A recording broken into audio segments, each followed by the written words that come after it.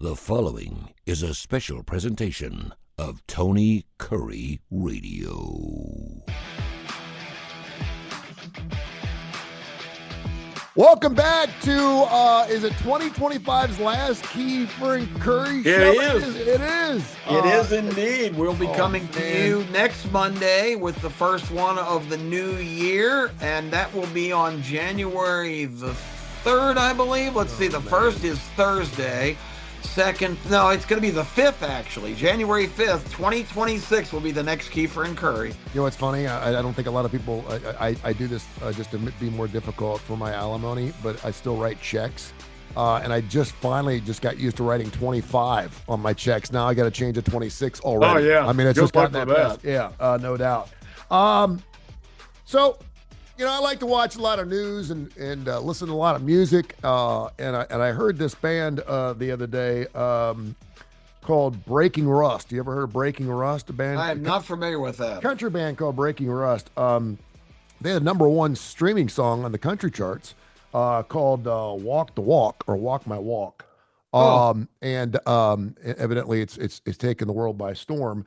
And then there is this Xenia Monet gal who's now got a song on Billboard's Top 40, and she's doing really well. And then there's another band called the Velvet Sundown that's starting to make its inlays into the Billboard's Top 40. And I know how much you love music, and I know how much you even more so like songwriters. All three of those are all AI generated. Really? None of them are real. Not surprised. Yeah, Breaking Rust is not real. It's not a real band.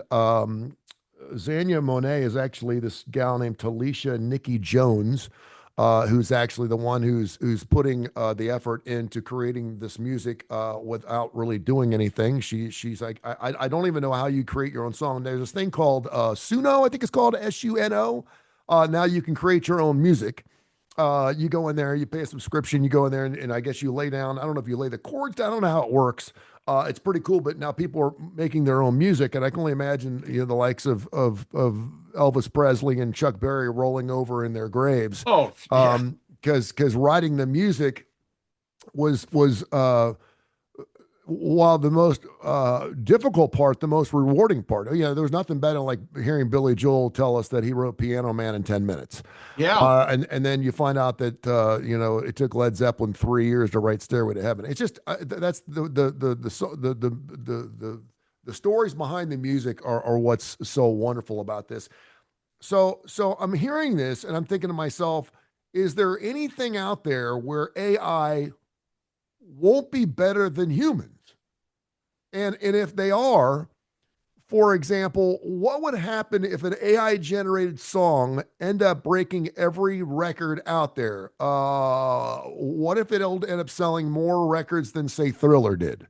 And I'm just asking the question because I think it's just a matter of time before we see a song stay #1 for 12 weeks and start breaking these records. And then from a Grammy standpoint, I don't even know. Do you remember Milli Vanilli? You know that whole Sure. What a scam that was. They ended up winning 2 Grammys. Milli Vanilli, for people don't know, is back in the 80s. These 2 black guys, they were called Milli Vanilli. They had this album that was fantastic, sold like 15 million albums. They won a couple Grammys. Come to find out that neither one of them sold a damn thing. They didn't sing a song on the entire album. It was all generated by actors. But at least it was 2 other, and even in the videos, at least it was a human singing it, right? Yep. So it was 2 different guys. And so I'm just wondering, because we're in our infancy with this AI thing. Oh, and absolutely. Then I started thinking to myself, and I'm watching the news last night, they have now created a way to grow fat for our food. It is carbon dioxide, hydrogen, and methane. And they can now make fat molecules that are commercially identical to the same fat that we take in our dairy. In other words, you can make this without having any animals or plants anywhere close to it. And they're saying that it's better for you. It's not as fat for you. They say it tastes, they did a taste test with 20 different people and they couldn't tell the difference. And I'm thinking to myself, that sounds disgusting. And then, we've got cultivated meat.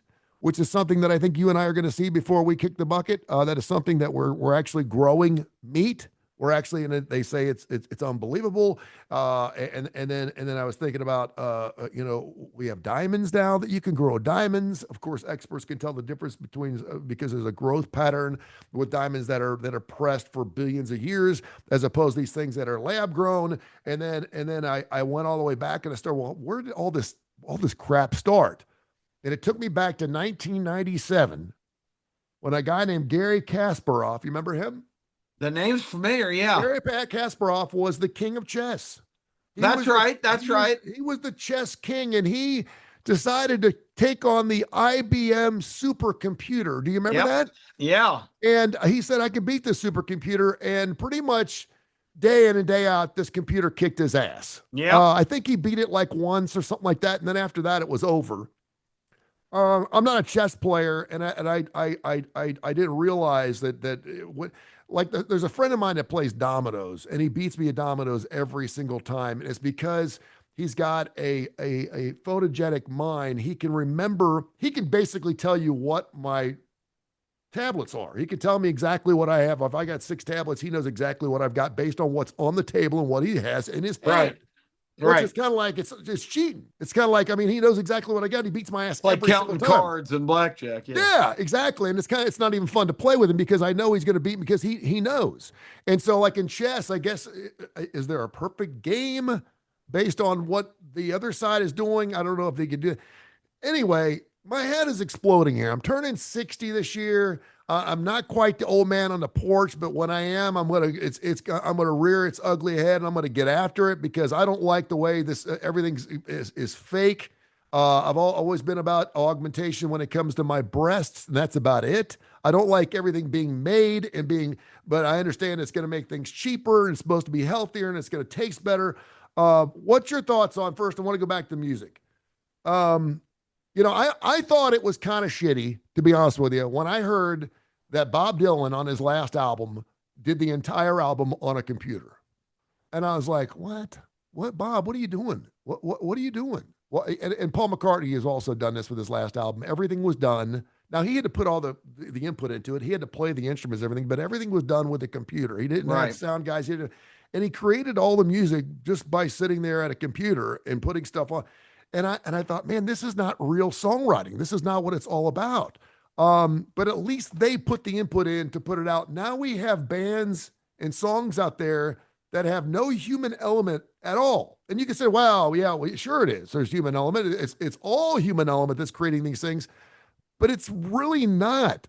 Am I losing my brain here? Because this is happening. Kip, we did a show 2 years ago. Yep. Where you asked me questions through an AI voice that sounded so much like you, I couldn't tell the difference.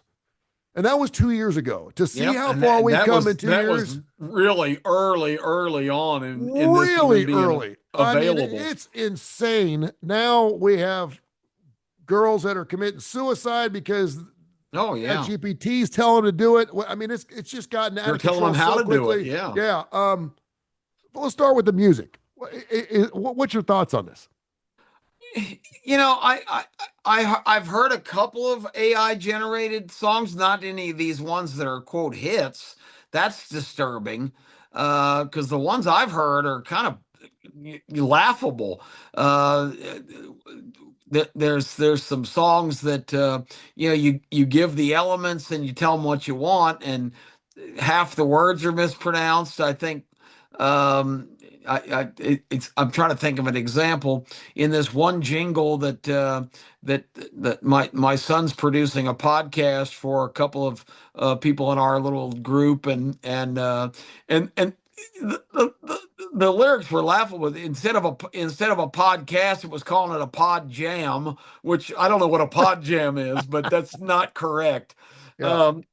But anyway, the song was just kind of amateurish and silly.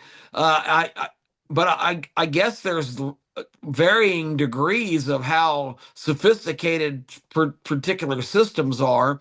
So I'm not shocked that we're already at the point where if you enter enough information and data, that it can probably create a pretty credible product. I mean, already the big danger of AI is generating somebody's voice to do offensive things or illegal things, and then the person's going to have to try and wiggle off the hook that's not even responsible for seemingly their own actions. So there's just a lot of unexplored territory, but this is the first I've heard that there are actually AI songs that are getting attention, and people are obviously downloading them and they're becoming popular. So that's a distressing element for me. I'd have to hear them to make an assessment of their quality, but I can't imagine from the little bit I've heard so far, the ones I've heard so far are amateurish.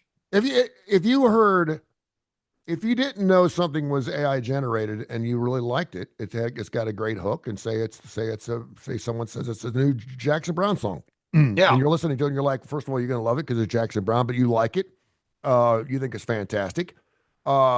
Maybe for example, Doctor My Eyes, Yeah. and someone says, and you're like, oh man, that song was great. Of course, we know how great that song is, but then you find out that it was computer generated. Huh. I mean, I don't even know what to do with that. No, If I I, wasn't in music and I hadn't surrounded my entire life around music, I think I'd feel differently about it, but I don't like it. I don't like it and I don't want it and and I I don't know want. the artists are just appalled by the idea that creativity is going to be now shifted to a soulless machine. Yeah, if there was a song that I really kind of got into, and that's kind of rare these days because I'm a Cro-Magnon, I'll admit it. I don't listen to much from this particular time. Every time they announce somebody's going to play the Super Bowl, I say, "Who's that?" And Yeah. my sons look at me like, "You haven't heard of so and so?" Man, it But used to be every year we knew until like 4 or 5 years ago. And yeah, now I have no clue. I have no clue who plays the Super Bowl anymore. yeah. The Weekend. I mean, Yeah. I didn't see the Weekend coming. I didn't either. I thought, and surely that was a band. That's a dude. The Yeah. Weekend. Yeah. I don't. I just that does not compute for me, which is a purposeful pun here. Well, that should But tell us but we're getting older, but I understand that. So, but if it was a song that I somehow was exposed to and really said, "Hey, that's a really good song. Who did that?" And they say, "Oh, it's a Grok or a AI or whatever or Chat GPT or whatever the more sophisticated." And I'm sure there's some highly sophisticated forms of this, but it's really. I mentioned today I did 4 hours of radio on local talk news talk, and I talked about AI and what kind of advances we're going to see in 2026.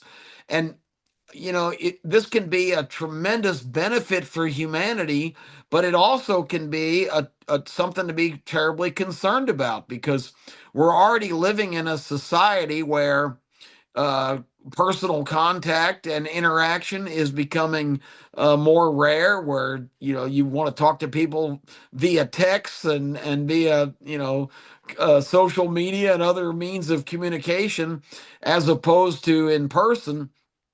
This the AI threatens to take that to a whole new level because you can cut people out completely.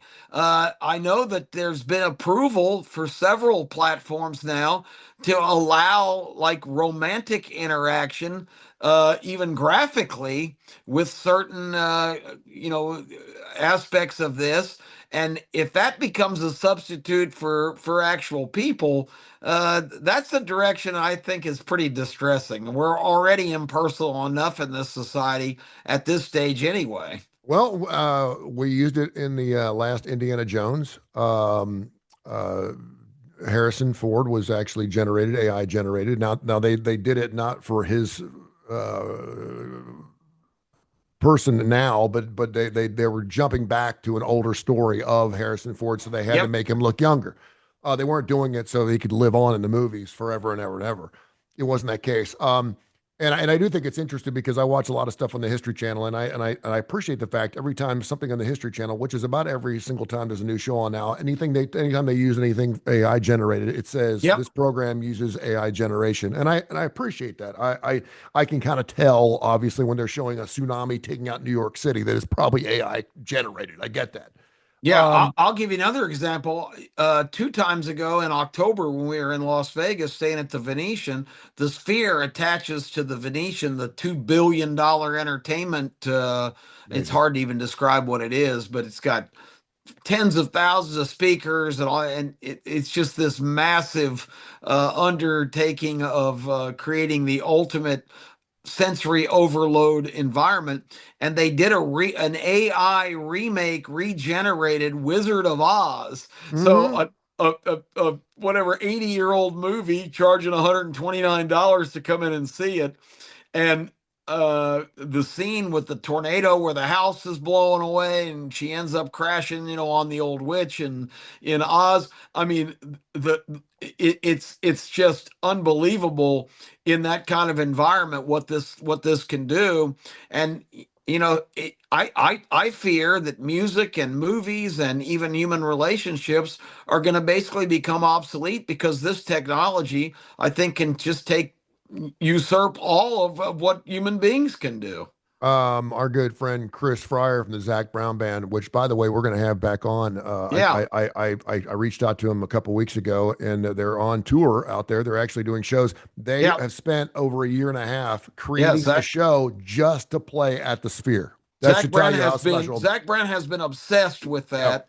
Has been going to see just about everything that goes on in that facility because he claims in an interview that nobody has reached full capacity of the capabilities of this venue, and Yep. he was determined that the Zach Brown Band in their residency there was going to utilize everything it could do. So I'm not really typically a Zach Brown fan in terms of their music, but if I was out there in the next couple of weeks when they're performing, I would like to see how they utilize that facility because it was $2 billion. It's state of the art. It's It's crazy. unbelievable. We're going, and this is not going to be the first and last sphere, by the way. There's going to be spheres all over Hmm. they're building one in Europe, and they're going to be all over the place. And granted, the technology is going by so quickly that probably within about 5 or 6 years, It'll be outdated. it'll Yeah. be outdated. I mean, it's just like the military was back in the 40s and 50s, where we were moving stuff so fast that by the time we had it built, it was already obsolete. Um, yeah, we're going to get Chris on our show on our starting lineup because I actually want him to take the camera inside the sphere. I want to see the inside for people that don't get a chance to go see this. I think it'd be remarkable. So we'll have that in the next few weeks. Um, I'm all about technology, and I'm all about furthering technology and making things more. I don't like to say easier, but more convenient. The whole idea of Shipt, the whole idea that people are so damn lazy they can't even drive to a grocery store and buy their own tomato sauce, and you can actually. My Josh Claypo loves Amazon. He has stuff delivered to his house every day. Every day. Sometimes it's a thing of iodized salt. Sometimes it's 4 or 5 different things. Sometimes it's just a big thing of toilet paper. Like if Yep. he needs toilet paper, he just gets on Yeah. and it's ridiculous. And um, and you go back in life and everything it's more convenient, but we're getting beyond convenience here. We're talking about things that are actually going to be stealing not only the thunder but the creative thunder of a lot of uh, hours of I don't even know how to put it in words when I think about songwriting. um I have to pay this company every month my licensing, and so I have to pay for the song, I have to pay for the record label code, and I have to pay for the songwriter. So 3 different things are getting money. Okay. So that's where, for example, a lot of people realize this, but Hart, for example, doesn't write most of their music. A lot of their songs are written for them. They do it, and they, obviously but you don't get paid for the songwriting thing. So all these different platforms where people, and that's what Napster started. Um, I just, it really bothers me to think how quickly it's moving, and the fact that this reminds me a little bit of the NCAA in college football. The stuff is out, the tube is out of the tooth, but the toothpaste is out of the tube, and it's going to be too late to stuff it back in. And now that this technology is out there, I even went back and looked. AI God Portrait of Alan Turing. That was a piece of art that was made in the course of 10 seconds by AI back in 2022. It sold for $1.08 million last week. Someone just put in 15 different types of things and wanted to have an idea and put a brook here and do this, that, and the other. The next thing you know, it was generated. And because it was one of the first pieces that was ever generated, that's why it was sold for so much. But we're going to have a difficult time telling the difference between what's real and what's not. And I just from a human standpoint, I hate that. I don't like that. Yeah, I mean, creativity, art. You know, I think What happens if half the songs in the top 40 are all AI generated? And I fully expect it to happen. yeah, because you know that technology is going to rapidly advance, and it's going to be able to do things that musicians in a studio and Kip, we used to have songwriters. Kip, we used to have 3 stations, then 4 stations, ABC, CBS, and NBC, and then public television. And if you had a show on one of those, you were big time. Now, if you just did it by sheer numbers of how many people are watching podcast, videos, YouTube, television shows, cable shows, now they're like a trillion different superstars. I mean, we have people out there right now. They when they put their taxes, there's now influencer. You can put influencer as what you do for a living. For the longest time, people are like, "What do you do for a living?" I put radio. There's nothing on the IRS code for radio. I always had to put like advertising or something like that. But there are a lot of people that are generating a life. Because there's a code for embezzler, a code for bookmaker, but not for radio, and certainly not for radio now because no one's doing it live anymore. And it's only a matter of time before, and I'm sure it already exists, AI generated talk shows. Oh, for sure. I'm sure it's out there. I mean, throw out a topic and let 2 different robots go at it. I'm sure that it's something that's already out there. They can generate whatever they want. Absolutely. And I don't know, man. I've been using. I have gone to the dark side just to the extent of using it because I've got vision issues for research, for anything I want to learn about or prepare for doing a broadcast or whatever. It is an amazing tool. It in just a short period of time where I would have to read all kinds of material that I don't want to read, trying to get to and find what I want to find. I can ask a specific question, and this has the capability of taking all the information that's out there and summarizing it and giving you the answer you need instantly. And it's just an amazing tool. But where it can go from here, I think you're expressing a lot of the things I talked about this morning. That I see it being a destructive force as much as an enhancing force potentially, and I don't know how you get that reined in. I don't know either. I don't know either. And I'll be honest with you. I appreciate technology. When I started this internet radio station, I had to learn a lot of different things about computers because I didn't know anything about computers. I was just paying a guy to make sure if the computer went off, I didn't know how the hell to get it back on. I had to learn all that stuff because I ain't got to pay someone to come over here at 3:00 in the morning and get me back up every time. But I will say this. I'm kind of glad I'm not in this. I'm not in this generation. I'm kind of glad I'm on the. And I hate to say that because I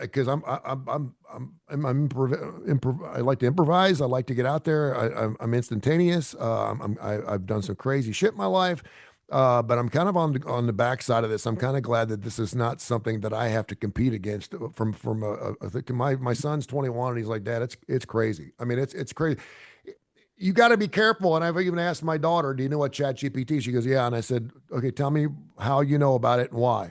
Because I want to know. And she's like, and I said, I'm forbidding you to use that unless it's for school or something that you need to use. I do not want you have friends of your own. I don't want you to start. I said, just trust me on this. Don't do it. And it's like heroin. I'm afraid to try it because I'm afraid. I got friends of mine that they get on every morning, and the first thing they do is they go to ChatGPT. That's the first thing they do every morning. It's taken social media and whatever Facebook was to like the infinite level. And now everything. I will tell you this is kind of interesting. My son, who's got special needs, is really into funky hydraulic elevator, weird car wash parts and all kind.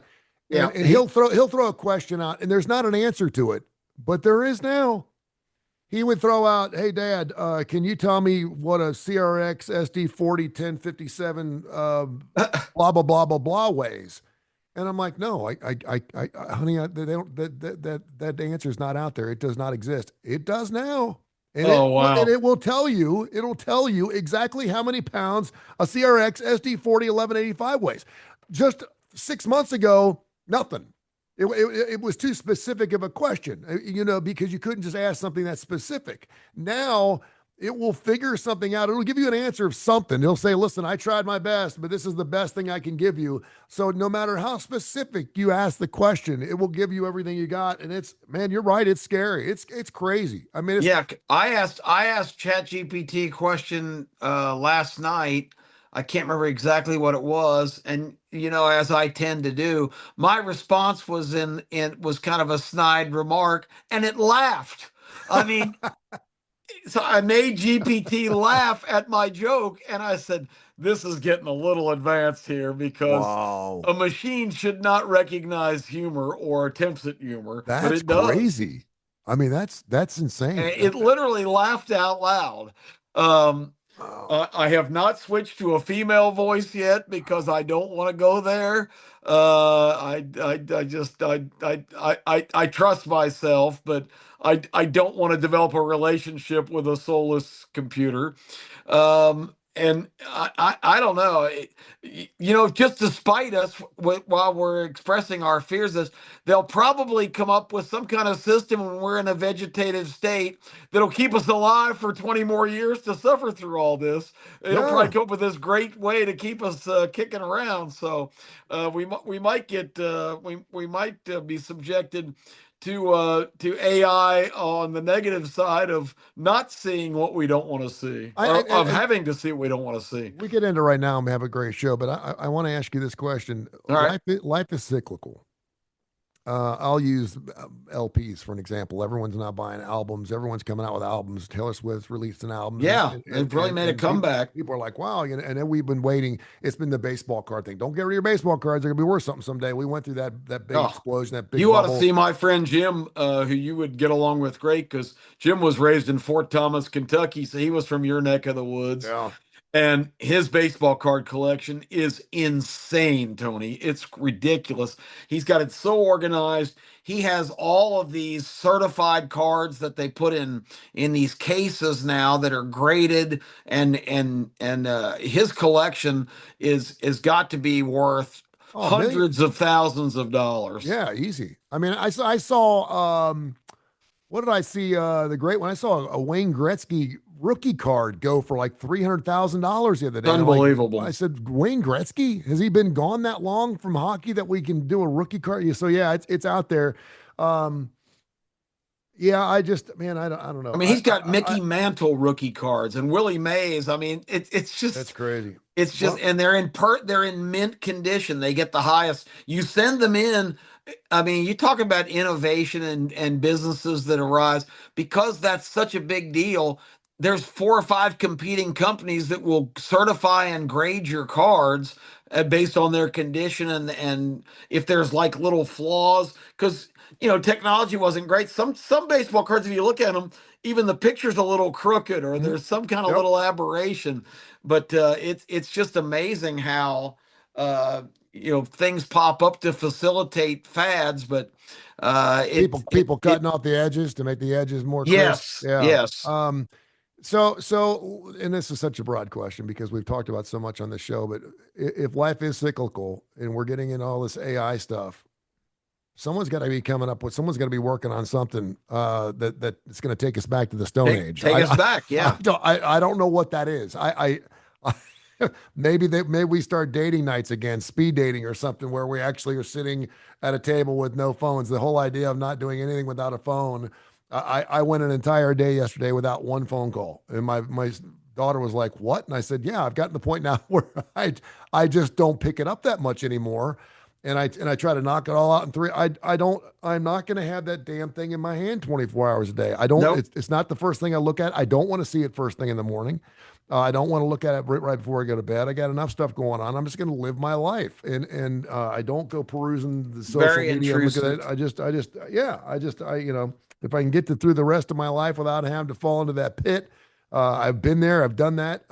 Certainly with the business we're in, it's something we have to do because it's free advertising. So we'll get out there and put stuff on social media stuff. But it's gonna be a wild world, man. I'm still glad that we still get to do this thing called radio. And I guess in a real way, you're still doing terrestrial radio. I'm fixing to get back into terrestrial radio, which I never thought would happen. So it's not going away. It's still around. So maybe that'll be the new hip thing. I know they're trying to do what I kind of trashed Birmingham a little bit today for not being a very progressive place and being kind of stuck in the past and being almost like reluctant to acclimate. But on the next thought I had was, but I wouldn't be sitting here because this is so highly unusual that we have 2 talk stations with actual human beings sitting here in the studio and coming in shifts to do these shows. It's all syndicated. I bet there's a lot of computer generated shows now. I mean, AI is going to be doing their own shows. Absolutely.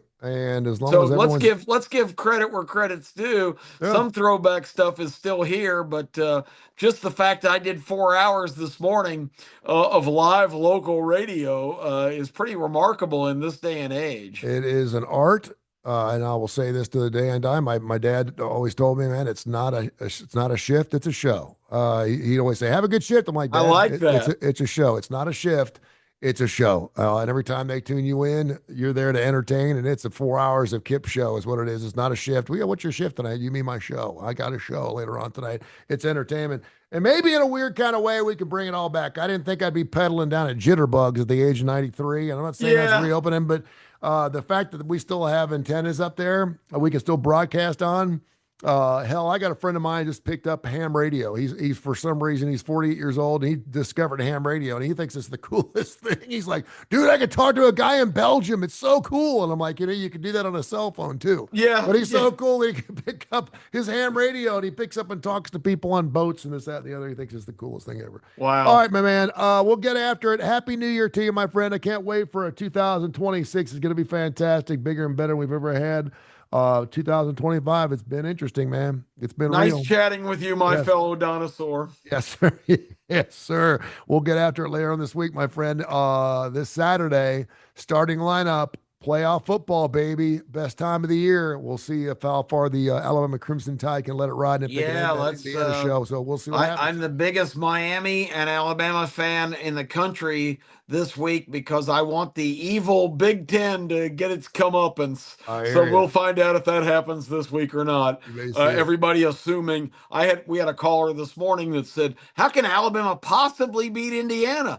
Well, they could possibly beat them because they have better players. Overall, I would not trade Alabama's roster for Indiana's. I'm sorry. I just don't see it. Maybe their quarterback. Maybe. Yeah, maybe. I don't know. Is he that good?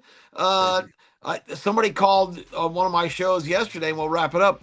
27 of his 33 touchdown passes this year were against teams with with no more than 4 wins. So he really fattened up on all the weak sisters they played. And then when they played Ohio State, what did he have? 16 points. Well, 13 to 10. 13 10, yeah.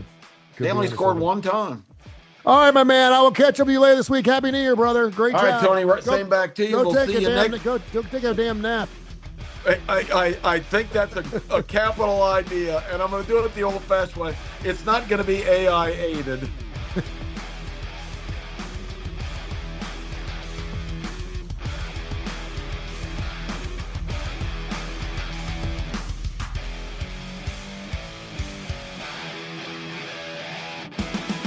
This has been a special presentation of TonyKurre Radio.